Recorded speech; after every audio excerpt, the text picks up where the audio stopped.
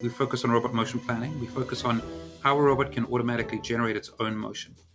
So instead of the current state of the art, which is that a human has to come in, typically a robot integrator, and program every aspect of a robot's motion in order to accomplish a repetitive task.